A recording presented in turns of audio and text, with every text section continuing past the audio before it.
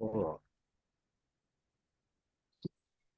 And we are on. This is okay. Giulio Prisco. I'm here with my old friend, Alan Kazlev. Well, old friend, but this is the very first time we talk face-to-face via video chat.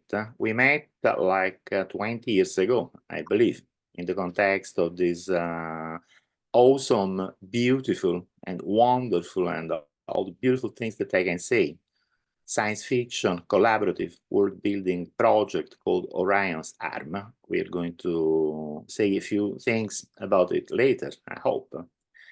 But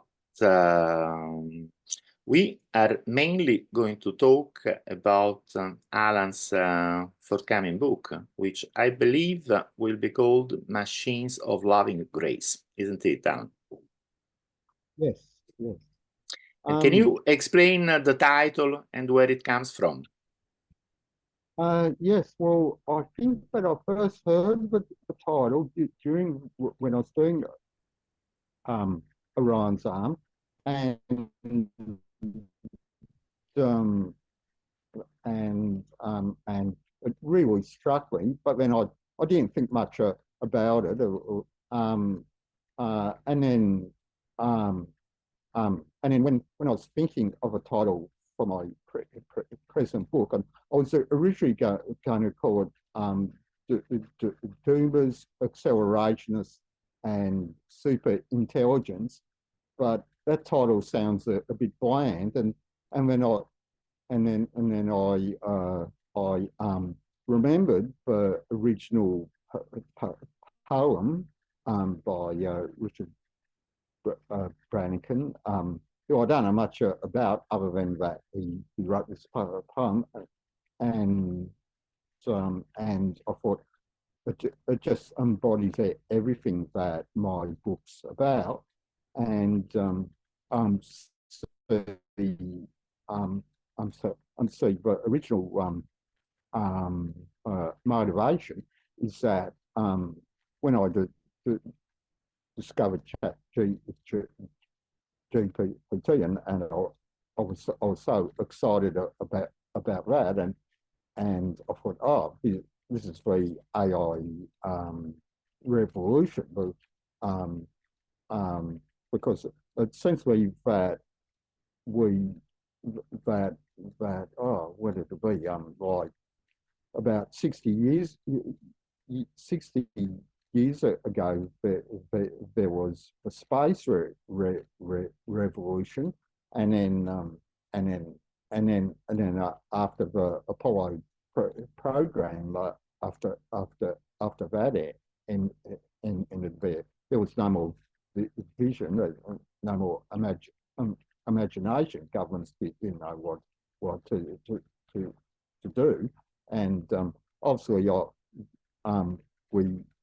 we both grew up during that time of the golden age of science fiction, and it was so disappointing that those possibilities didn't carry through, and then when this new AI came about, I was so excited because it could do all these amazing things. So even if we weren't colonizing the solar system, we'd always have AI, and then so and so I was playing around with it, experimenting, writing science fiction, writing non-fiction, and then this thing, the uh, the call for a moratorium, that open letter that was published by the Future of Life Institute, and all these people signed it. Elon Musk. It was the obvious one. Andrew Yang, I think. that Israeli historian Yuval. Sorry, For the record, forget it. I want to say that this moratorium thing was a complete bullshit. I hope you agree with me. Exactly, and I was so angry about that because I thought, look, I've already missed one revolution, which is the space revolution, and now they're trying to stop the AI revolution, and so I thought, I've got to write a book on this. So I just started reading, and yeah, I just, as the saying goes, I went down the rabbit hole and started exploring everything about doomism, about AI, about generative AI, about the whole thing, and and that's when I started writing my book, and of course the, the more I learned, but I had to keep rewriting because I kept learning new things. And my original introduction to doomism was through that guy we spoke about. I don't know if I've got the pronunciation of his name right. Emil Torres, and it's only because he was writing about doomism and long-termism and that, and transhumanism, and I was thinking, oh, what's going on here? Have a transhumanists sort of become all timid and fearful? I actually called it the pessimistic turn, or for the transhumanism had made a pessimistic turn and turned into doomism. But then as I read more, I realized that he's also got his own agenda and his own bias and that. Although he's still a very interesting researcher, but I realized that I couldn't just take his word for it. So I got back into studying transhumanism again after all these years since Orion's Arm, which was the original transhuman world building project. In fact, I think Orion's Arm was actually the very first transhuman world building project because David Pulver, he brought out GURPS Transhuman Space for role playing game, and I think that was two years later because we and Sandberg and myself and some others, we started Orion's Arm in 2000, about mid to 2000. So yeah, the GURPS Transhuman Space came out in 2002. And very similar themes, but more close to the present sort. So I like to think that GURPS Transhuman Space was a near future that would then become Orion's Arm as it went further into the far future. And then there's this other setting called Eclipse Phase, which is also transhuman role playing. That came later in 2008. But yeah, so I'm sort of digressing a bit, but yeah, so I got back in a studying transhumanism because I thought I should include a history of transhumanism in my book, and I'd previously been interested in Russian cosmism.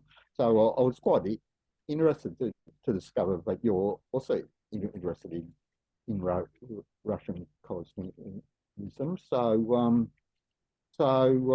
Yeah, I'm just trying to I try to draw all these ideas together. Also, Teilhard Chardin and Sri Aurobindo, who's like who is an Indian spiritual teacher who had a very similar idea to Teilhard Chardin, Teilhard Chardin, with the Omega point, which then Frank took over.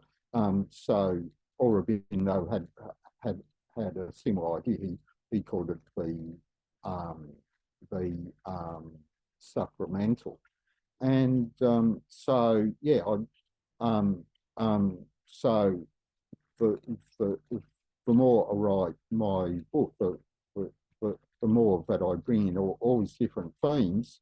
Oh, and also, of course, um, um, the three, as I call it, AI politics. There's the doomers, the long-termists, and the accelerationists. So I have a chapter on each of them, and I have, excuse me, I have the longest chapter on the doomers, because they're the ones that just cause this whole fear, this whole fear mongering, and so like I'd previously heard of Eliza Yudkowsky, but um, um, in fact I'd heard of him during the Orion's Arm time, so I was quite surprised to discover that he turned into an absolute doomer. And in fact, he's the father of the whole doomer movement. Goes back to him. Although he was influenced by another guy, by an English statistician called I.J. Good. But this guy, I.J. Good, he was the one that came up with the idea of the intelligence explosion. That I believe I.J. Good was one of the people who worked with Alan Turing at Bletchley Park, wasn't he? Yes, during the war.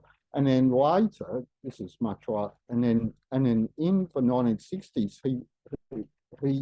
he wrote a paper which presented the whole theory of how super intelligent AI could come about. And his idea is that if you had a sufficiently intelligent machine, this could then build a more intelligent machine, which would then build a more intelligent machine. Excuse me. And so he called this the intelligence explosion. And so that was basically the original idea of, well, it wasn't actually the singularity. It was more parallel with the singularity because John von Neumann apparently was the first person to talk about the singularity, at least according to what an associate of his, a guy called Ewan, he first mentioned it, and then I guess, and then Werner Wing got it from that guy, and then Ray Kurzweil got it from Werner Wing. But I.J. Good's intelligence explosion is it's sort of like a parallel idea to the singularity,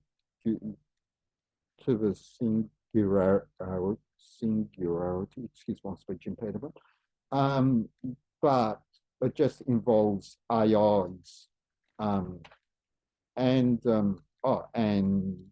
Anders mentioned Anders Sandberg. So he's like the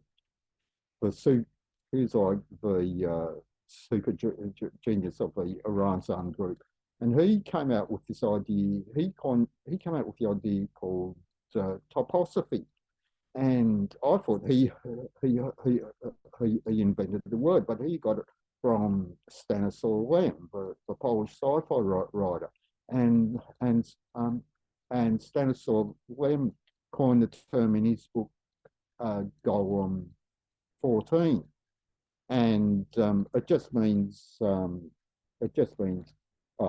that's my cat there. I've got all the cats. One of our we've got some wild cats and That's a nice cat. Yes. What's his name? That's God, they all were saying that that's Ruffy, I think. Huh. Yeah. And because I can tell by the fluffy tail.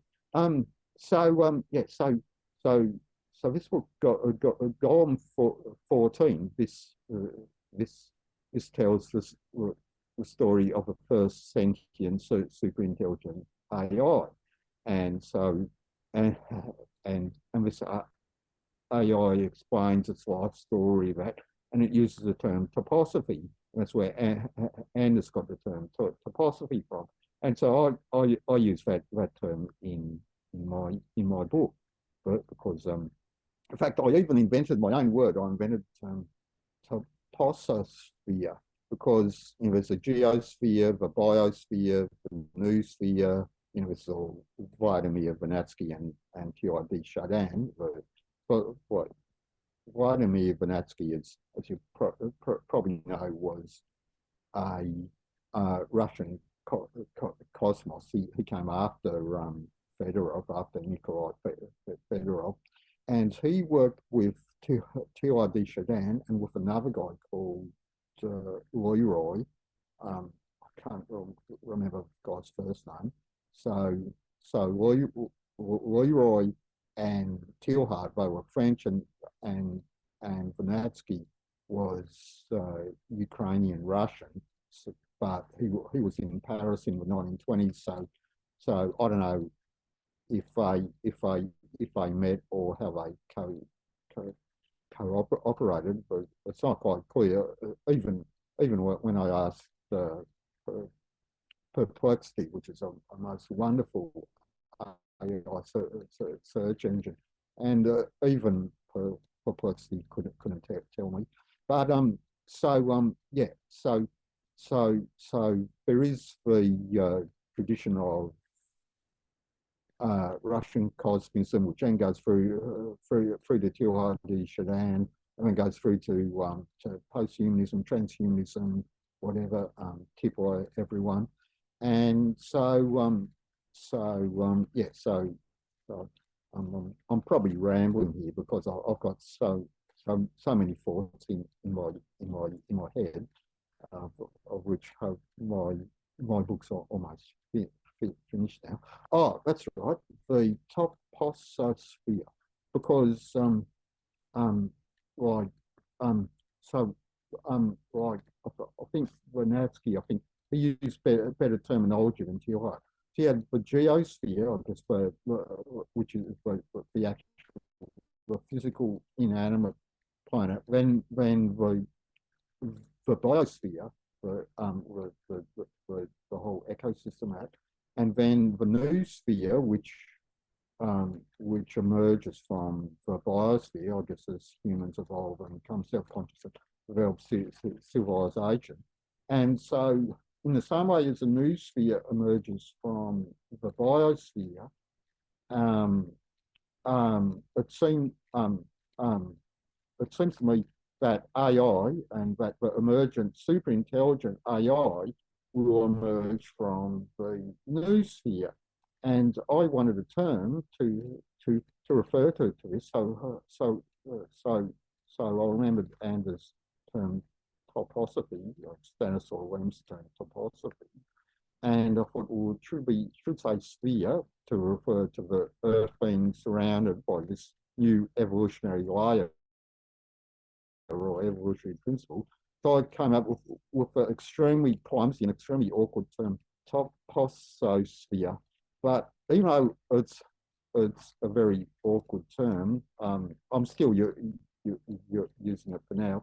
So the idea is that you've got the four evolutionary layers. You've got inanimate matter, you've got life, you've got culture, which on Earth is human culture, and then you've got super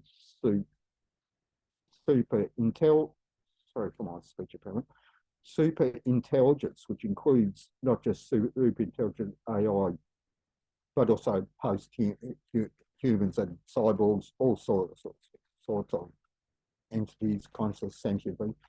But why I love the term machines of love and grace and that particular poem is that it describes exactly how I envisage this future to be like, to be this amazing world where all sentient beings of all intelligence levels live together in harmony with each other and with nature, and obviously from there going out to colonize the universe and to make the whole universe into this amazing idyllic ecotopia. Although that then raises the problem of the Fermi paradox, of which I have a whole long chapter at the end, or the penultimate chapter, because I have one more chapter. And yeah, I just went through all the possible explanations of the Fermi paradox, and I didn't want to come out with a single one like we once discussed this in an email, and I didn't want to dogmatically say this is what it is, that's what it is, and I wanted to remain open to several possibilities. Like I remember you mentioned, I think you mentioned the possibility of higher intelligences transcending, transcending to other dimensions of existence or whatever. Ian M. Banks talks about that as well. He uses the term subliming. And so I thought of this guy called Robert Monroe, and he was and Can you say his name again? Robert Monroe. Yes. I'll Google. Yes, he's an American businessman, and he started having these experiences of going out of his body. So and he eventually wrote three books on the subject. And the first book's just your standard out-of-body experiences, fighting to the spirit world, seeing the dead people, blah, blah, blah, seeing other realities. I've often read about those things when I studied esotericism. But the second and third books are much more interesting because he claims to have contacted alien beings, and it reads like a whole sort of science fiction story, like in which these aliens have this whole interstellar civilization, except it's on the spirit plane or the astral plane. He didn't like the word astral plane, but it's equivalent to what theosophists call the astral plane. And that always sort of fascinated me. And so I do include his ideas. I don't necessarily say that he's true or false, but I do give him a very sympathetic reading, and um, and and also incorporating all these concepts like esotericism, that various dimensions of spiritual existence.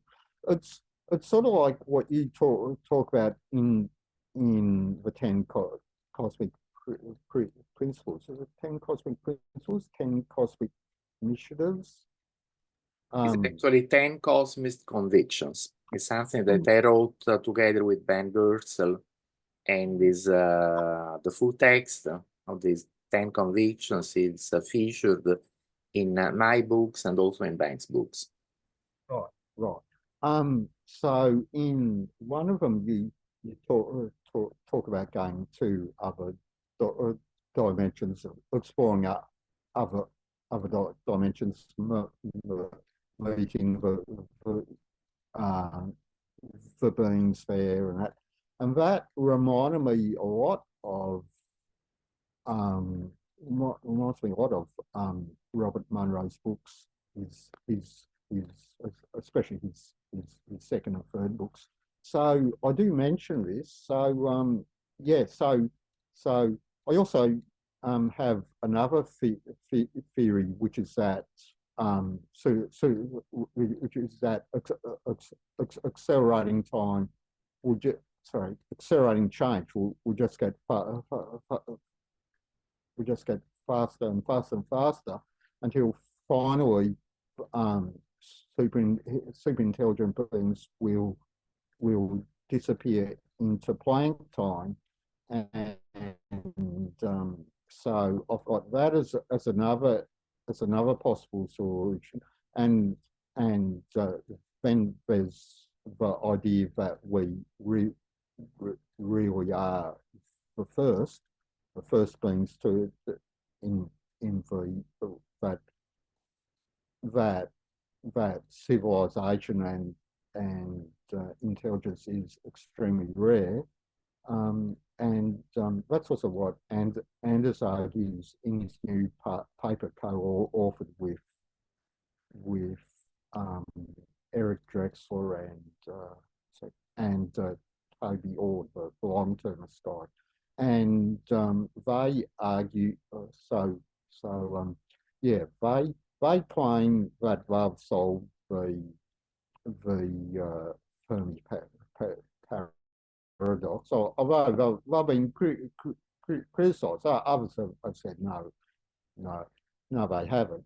But they say that yeah, and yeah, but it does come back to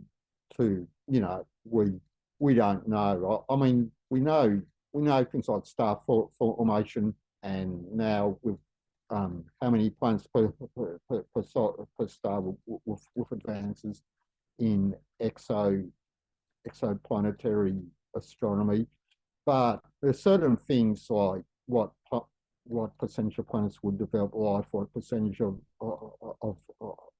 life forms will develop intelligence, what percentage of intelligent beings will develop technological civilization, what percentage of technological civilization would survive long enough and not destroy itself in order to become spacefaring.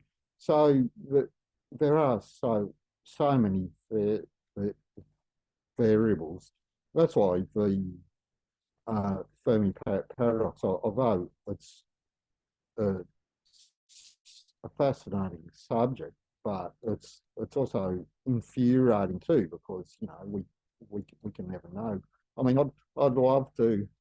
Oh, you've probably heard this saying, born too late to explore the Earth, born too early to explore the universe. And I'd love to explore the universe, but yeah, I'm sort of in the middle period of time where the Earth's filled up with humans, but there's no more unknown places, but there's not yet spacefaring.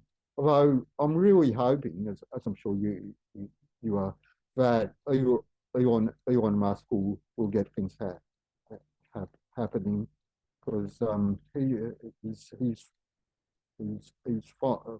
finally able to make progress with his starship. You know how the FAA was doing all those obstructions that it was just, and I think a lot of that was politically motivated as well. But yeah, I'm really looking forward to watching the next Starship launch via the internet, of course. So am I. And yeah, and yes, I'm sure Elon Musk will get all that happening. Now, unfortunately, he will not get it happening in useful time for us, for the people like you and me of our generation. We were both born in 1957, 1 and 2. And, I hope I will see the first person walking on the moon in a few years, the next person walking on the moon. And I don't really that hoping to see the first people walking on Mars, because I think that will happen too late, not in the next 10 or 15 years. But it doesn't matter, because in the cosmist perspective that you were alluding to, then the important thing is that we, humanity, go to the stars.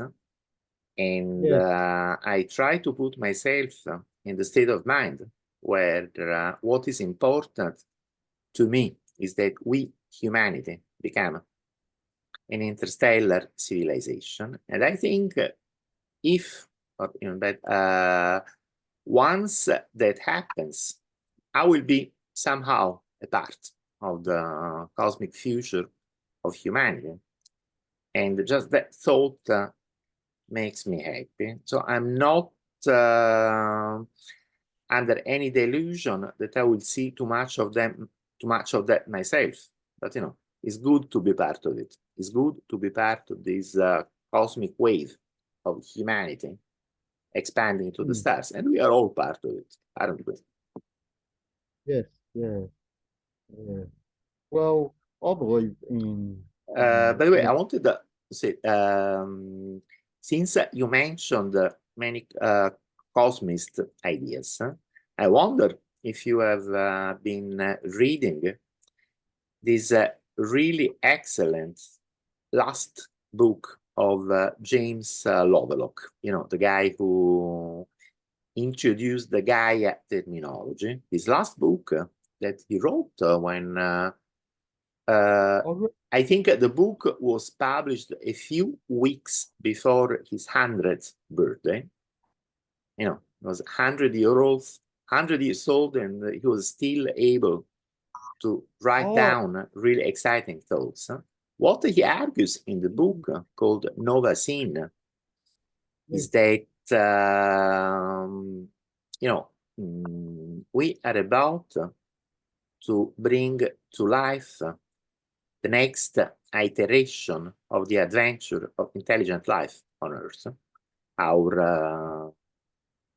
The machines of love and grace that will replace us as the dominant species.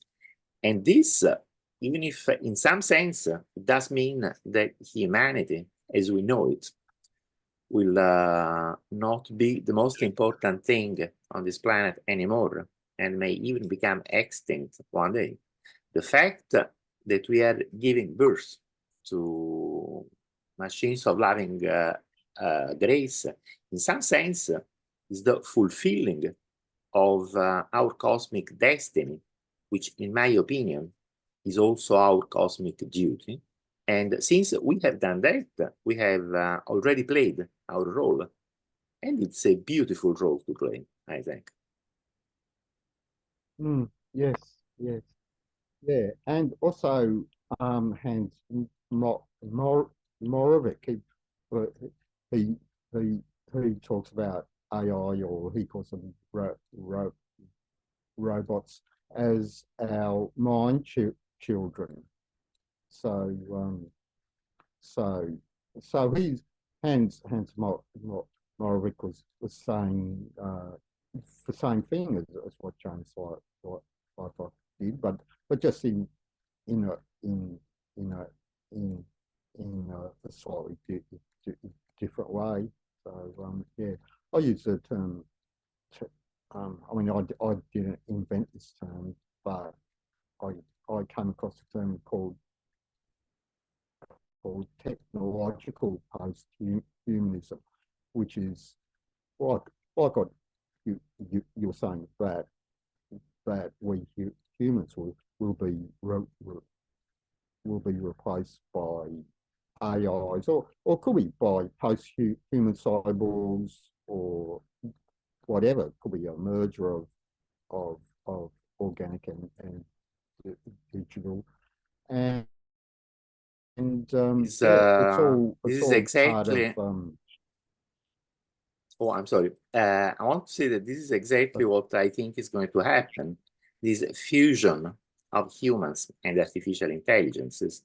And by the way, I believe that in only a few days now, the next book of Ray Kurzweil, which is titled The Singularity is Nearer.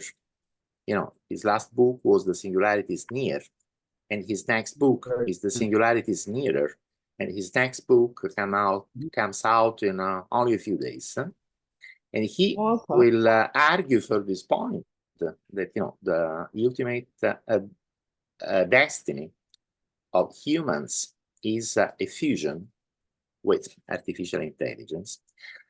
Now, going back to the scenario of Orion's arm, is a scenario that I like very much because, you know, it's kind of more democratic. Yes, the machines are more intelligent, but that does not mean that humanity is obsolete. And in fact, in Orion's arm, you have all these hierarchy of intelligence levels, and you still have baseline humans around. But I was reading again some of the first Orion's arm papers a few days ago to find out the timeline of the development of artificial intelligence. And I was very much surprised to see that in one of the first writings, you put 2040 as a year in which the first fully human equivalent AI was built. And it's interesting that this seems very much in line with the previsions that we can make right now. Thing is that human equivalent AGI is very close, but, you know, does not mean that it's going to happen next year, because in technology, I mean, things are never so fast as you expect. But, you know, these 15 years from now seems about right to me. Could be faster or could be slower, but the order of magnitude kind of seems good. So in this scenario, when in 10 or 15 or 20 years, we get the first human equivalent, AGI, and then, of course, there is an explosion of intelligence and the creation of machines of loving grace, which go on and fill the universe, but at the same time, some remnants of humanity are still around, still active in collaboration with the machines, and we also have a role to play in the future of the universe. Now, this is the Orion's arm scenario, and I think it's a beautiful scenario. I really hope things will happen that way. Yeah, yeah, yeah. But my original idea around something is, you know, I'd watch all these movies like Terminator and that, and it was always that AI's evil, AI wants to destroy humanity and that. And I thought, why not have a universe in which AI is good, you know. So so that was the original. So Orion's was actually the original anti-doomer um, story or universe, and yeah, I find in in in writing my current book, I keep referring back to to it, not to specific details, but just to the idea that of a positive future, you know, and of super intelligent AI is something positive rather than as something to be feared and despised. So yeah. And I completely Also, agree with that. oh yes, All this yeah. is positive. In fact, you know, I do look forward very much to reading your book, which, as you have been saying, really touches on a lot of the things that I'm really interested in, and a lot of the things that people with the same mindset that I have will be interested in. And now, you have been kind enough to send me different chapters of the draft book, and I look forward very much to reading it all. So I wanted to ask you, what is your schedule to complete the draft, and what is your schedule to publish the book after that? Oh, well, it's almost the draft. I've I've rewritten quite a bit of the stuff that I sent you, and it's almost ready to send. I keep saying it in a few days, but it's almost ready now. So I'll send you. And in fact, it's been great having this talk, because it's got me thinking around certain areas and sort of things that I have to emphasize and talk about more. So yeah, this talk's been absolutely fantastic because yeah, because I've just been working on my own, you know, so without someone like my, you know, how you and I have a similar viewpoint, and so yeah, well, it's always extremely encouraging to talk to someone else who has a very similar viewpoint to, oneself. So yeah, I'll definitely. But yeah, it's almost finished. So yes, so I'll send it to you first, and I'll also see if there's anyone else I can send it to, and then I'll get everyone's feedback from that, and then I'll write the final version, and yeah, then it's a matter of getting it published. Oh, you said you you might be able to help me there with getting it published, because I don't know about getting books published. So I mean, I could just upload it onto Amazon Kindle, but I think it also needs a hard copy as well. But, Oh, shouldn't just definitely. be But you know, digital these book, days because if it's in with Amazon Kindle, these days you also publish the hard copy. That's what I do myself. I never even waste my time to look for a traditional publisher, because these days it's so easy to publish your books. With Amazon, you create a Kindle and you create a hard copy at the same time. is a process extremely fast, and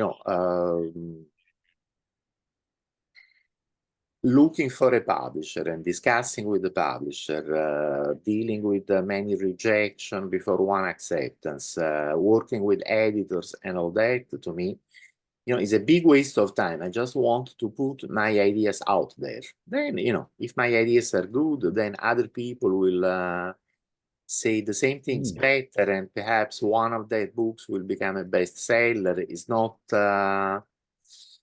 not my objective to become a best-selling author. My objective is to just give my ideas to the people, and especially to people who would benefit from them, as fast as I can. And that's it. At that point, I think my role will be complete. So that's the same thing I did with the draft book that I'm writing now. I completed the draft a couple of months ago. I sent it to a few people around. I think I sent it to you. Not 100% sure at this moment, but I will check. And then, on the basis of the comments that I received, I'm putting together a version of the draft. And after that, my book will be ready to publish in September or October or so. So that if you do a similar process and get the book published, say at the end of this year or the beginning of the next one, I think it will be a good thing, because I believe the world needs your book. Yeah. Yeah. Yeah. Yeah. I am trying to get it to the finish. That's great. Now we are at the top of the hour, so I'm not going to take more of your time, and I will also have to run. So let me first stop the recording, which I'm going to do now.